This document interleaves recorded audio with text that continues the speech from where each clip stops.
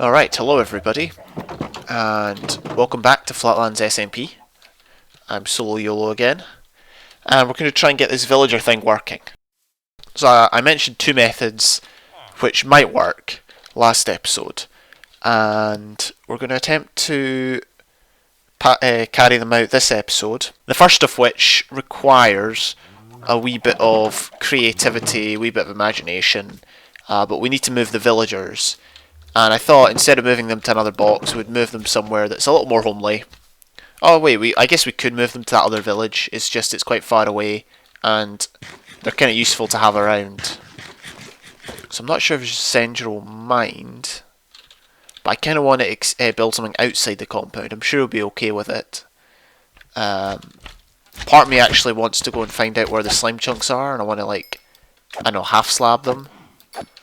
But, oh wait, you can do chunk boundaries now. How do you do that again? /Q. Cycle create, oh, interesting. Show chunk boundaries, F3 and G. There we go. So this is very useful now because instead of having to open F3 and look at the chunk boundaries like that, you can see chunk coordinates just below the block coordinates here. And that tells you what square you're in within a chunk. Instead of having to look at that and work it out, you can clearly see that this is a chunk. And I believe that this guy spawned in here. Can we see where this guy spawned in? Don't think we can, he's kind of run off. Alright, so in theory we might have to move these guys over 100 blocks away. And I might try and get rid of the doors in that village as well. But currently our quads are about 60-50, so let's just run over here a bit. Yeah, so if we move the villagers here, it should be okay. We're at currently -50, -50. That's far enough away, I hope. So we'll start off with just a quick path. This is just temporary, but I thought I'd make it look reasonably nice, or not reasonably nice, but as nice as I could do it. This path isn't just for looks, by the way. It does carry some significance because we want the villagers to be safe, but we want them to be accessible as well. And I can't remember how many we've got, so that's a problem. But well, it's not a problem. It's just it'd be a little handier if I could remember the exact numbers. But whatever. So we'll use some planks because we've not really used planks yet. Zenja used them in the flooring over there, but as far as builds go, I haven't really used them. So I'll just chuck them in here. Again, could only be temporary, but I guess it's useful to have. Alright, we're just going to add some fences on. Oh, that's okay. Alright, we got that going. We're going to try to put a cover on this, made out of wool. I don't have that much wool, and I've made this fairly big, so we're going to have to just be a wee bit conservative. Let's see. I don't have any blocks I can suitably use. There we go, that'll do. Alright, and there we go. Got the covering finished. That should be just about it, to be honest. See, it's just really it's like a marketplace, but we need to keep it like away from over there. And I don't think baby zombies, or any zombies for that matter, can get in. Like the villagers, I don't think can even stand up. Well, they can. In theory, they can. Villagers can stand like up here, but I don't think that matters too much. They can't get out. Zombies can't get in. That's all that matters. The half slabs are important, obviously.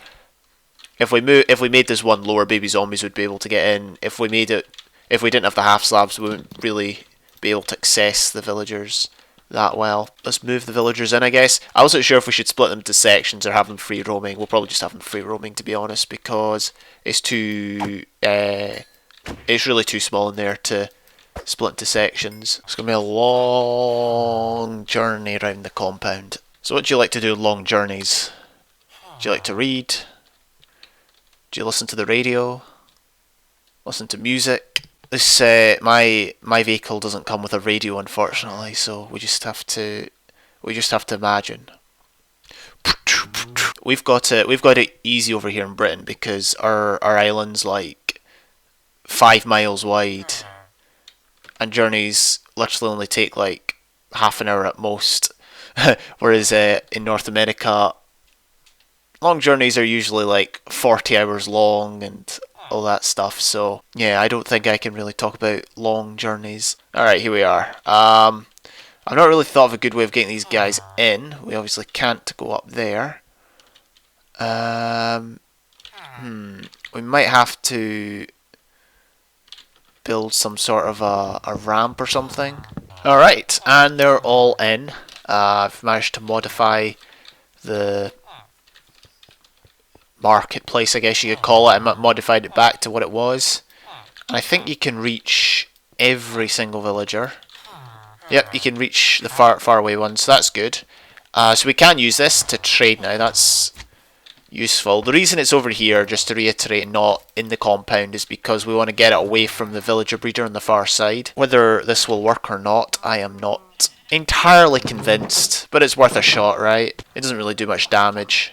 And we can now get rid of that ugly building that we used to hold the villagers in. Also, I kind of want to change this tubing up because we can't really hold villagers here, because if they do affect the spawning rates, then we'll probably have to move them further away. Ah, I do hear a baby actually. Where is my blocks? I doubt the baby's in here, because it's not possible for a baby to swim up. Oh, flippin' heck, look how close the baby is. Wait, yeah, that's a baby. Come on. Alright, there we go. We caught a baby. Woo! Although, kind of cheated in doing so. And destroyed the farm. But, apart from that, it's all good. I'm just helping the farmer guy out. Helping him to replant. Here. Have some of... Does he pick him up? Yeah, he does. Okay. Have some of those. Oh, look. They're breeding. You're not doing your job, mate. You should be throwing in more tatties. Okay, so now you can kind of see this in action. The baby villager should be down there. Yep, down there. And then when the baby villager grows up, they'll swim up. And I kind of want to modify this a bit. Let's do that now. We're just going to... Oh, not do that. We'll do that. And we'll keep the villager in that area. And we'll make the tubing take them away from the village. I don't want to take it, like...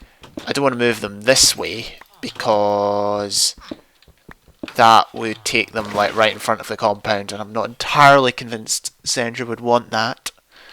So we'll move them away somewhere else. Looks like one of our villagers has grown up. Hopefully this is it working. I just need to, as I said, get this tubing working. Get this tubing going.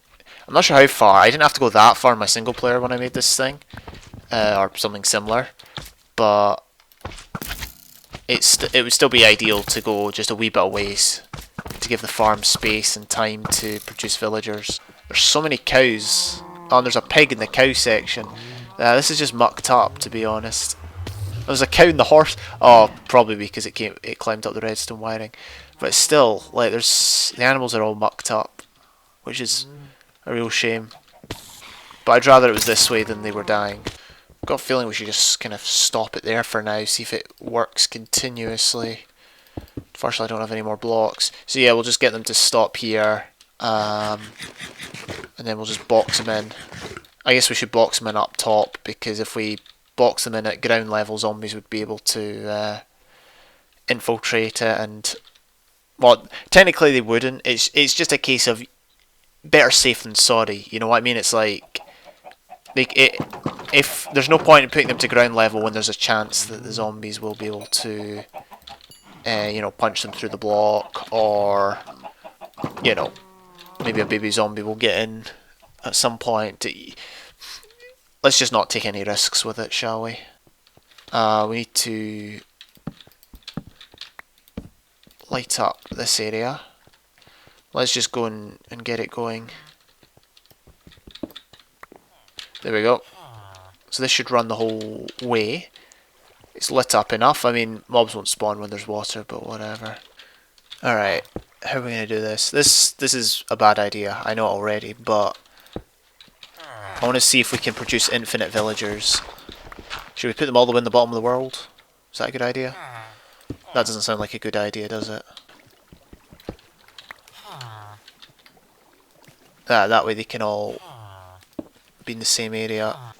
Alright, there we go.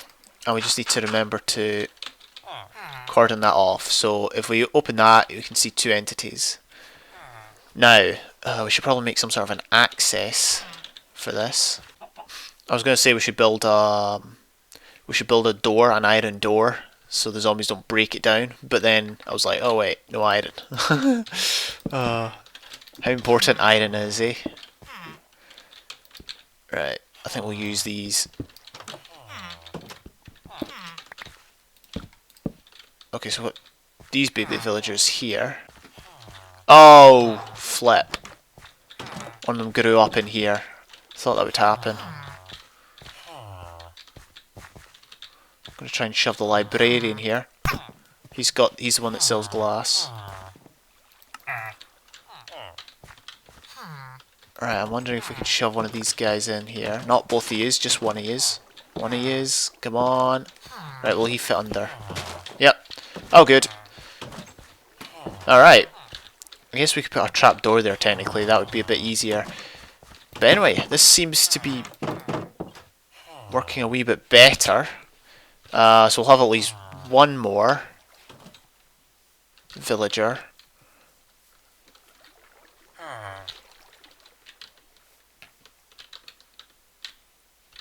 Sounds like we've only got one. I wonder what happened to the other one. That's a shame. One of them must have died. I bet you a zombie or something spawned in there. Oh, you know what? We should leave the water there. Let me go get some water. All right. So I think, as far as I can tell, it's not perfect. This thing. It does have a few issues with it. Also a few villagers in there. I think possibly what happened was I walked away, a zombie spawned in there, killed one of the villagers, and then zombified one of the villagers, and then they both despawned, leaving one villager. That's probably what happened there. But I definitely had two villagers. The max cramming rule doesn't exist yet. Game rule. Let's see, yeah, the max entity cramming rule doesn't exist yet. 1.11 is out. I've yet to discuss with Zenger what our thoughts are with that. Personally, I think we should update to 1.11 as soon as possible, i.e. possibly when Optifine comes out, because I know the two of us rely on it. I know there's but yeah, I don't feel there's any need to stay in 1.10 because there's nothing really in 1.11 that makes that much of a difference, apart from the max entity cramming rule, and I highly doubt we'll get enough villagers that it will eventually just, you know, come to the point where there's more than 24 of them in there. We'll just have to keep an eye on it. As you can see, our villages over here are intact, which is good. Decided I'm going to go over and do a wee bit of trading to end the episode. It's been fairly productive, although I'm still a wee bit concerned about the villager thing. Let's see. Of course, we're going to be relying on the clerics for emeralds.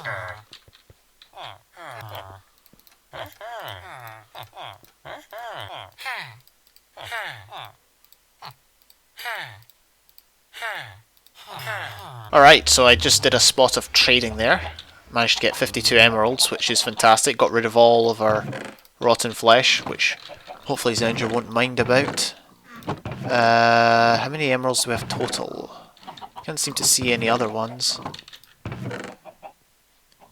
Yep, I think that could be it. We've just got a grand total of 52 emeralds. Not bad. I did get some redstone.